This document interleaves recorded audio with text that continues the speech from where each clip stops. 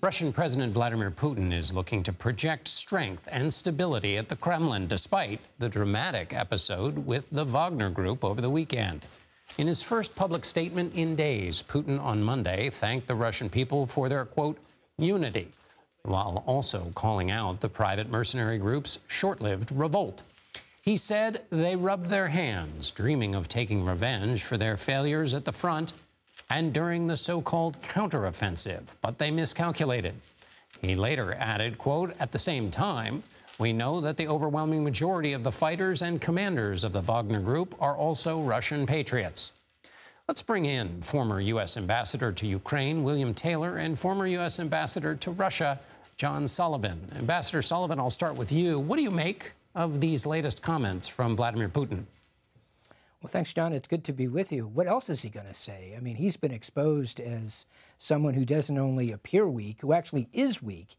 Yeah, there wasn't bloodshed in Russia when the Wagner mercenaries were marching north toward Moscow, but that's because there was no opposition. And to the extent there was, the Wagner mercenaries shot down 6 Russian helicopters. So it was an extraordinary weekend, and Putin is now going to do his best to try to project strength, but difficult to do after what happened over the last 3 days. Ambassador Taylor, is there a moment of opportunity here for Volodymyr Zelenskyy to use this moment to advance the Ukrainian cause? No doubt, John. It's very clear, as Ambassador Sullivan just said, that there's disarray in Moscow. There's disarray in the military chain of command of Russia.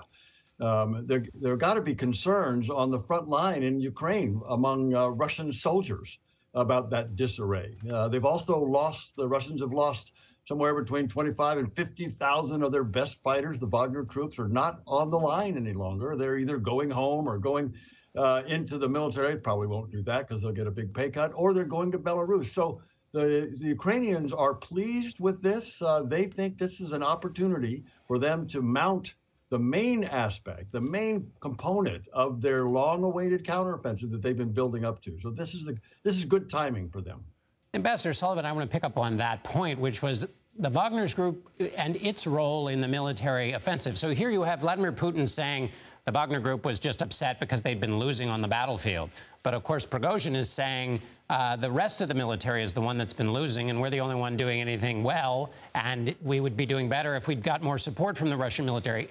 It's a dirty laundry festival. That can't be good. What does it mean, though, in terms of the actual fighting to have the Wagner Group in whatever position it's in right now?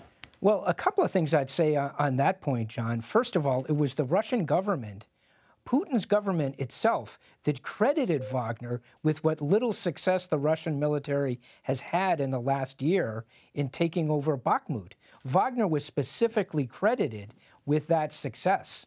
So I think the Wagner element has been among the better trained and most successful elements of the Russian military. We've seen Ukrainian soldiers saying that they found that going up against the Wagner element was a little more difficult than going up against the regular Russian military. So as Ambassador Taylor said, losing those fighters, tens of thousands of them, as it appears, is going to be a significant blow, I think, to the Russian government's effort in their special military operation. Ambassador Taylor, assess for us, if you would, the state of the counteroffensive from the Ukrainians at this moment.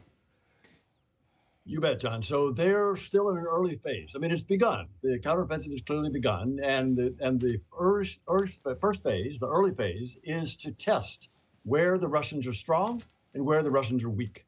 So the Ukrainians have sent small units, company-sized units, with some of the new equipment, there's no doubt, in to probe and see where the Russians are. And the Russians are exposing themselves when they get these probes. The second phase of this counteroffensive, which is not yet started, will be the deployment of several of these 9 new brigades, well-equipped, well-trained, high morale. When the Ukrainians deploy these new brigades in numbers like 3, 4, 5 brigades at a certain place, at a concentrated place, That's phase two. And that will be designed to break through at the weak point of the Russian line. And Ambassador Sullivan, help us understand, because we might use our Western lens on ideas of public opinion and pressure on leaders. Help us understand how this most recent set of events would affect Putin's reputation, either among his people or among the elites, and which of the two would cause more pressure, if you think there's pressure from either quarter. Well, John, I'd say that that the recent events have not been good for President Putin's reputation or image among any segment of Russian society. Too soon to tell how significant and dramatic that negative effect is going to be. From what I've seen over the last several days in social media, even in the state-controlled media, the reactions, first shock, and efforts at trying to explain what's happened, as Putin himself tried today. We'll see if he can regain a little bit of that tough guy image as a person in complete control. He refers to himself as the Supreme Commander-in-Chief. He didn't appear to be the Supreme Commander-in-Chief this weekend. We'll see if he can regain that image, but it's going to be tough. Ambassador Taylor, world leaders met in London last week to discuss rebuilding Ukraine. Obviously, there's a need to do that in the future when the fighting is over, but the fighting's going on now. What role does that meeting take? What influence does it have on the fighting that's going on now? Does it send a signal that we'll be there with you, that the West will be there with Ukraine all the way along? And then how will that process take place, the rebuilding? It does send that signal, John. That's exactly right. I mean, they got together, leaders got together. Secretary of State Blinken was there. Other senior leaders were there to make exactly the statement that you said. We're going to be there. We're going to commit a lot of resources. We're going to commit a lot of our effort to rebuilding Ukraine. They've started, John, and the Ukrainians have already started. And I was there last month. I've been there a couple times, and they've already begun to rebuild. But they need a whole lot more. They probably need $400–500 billion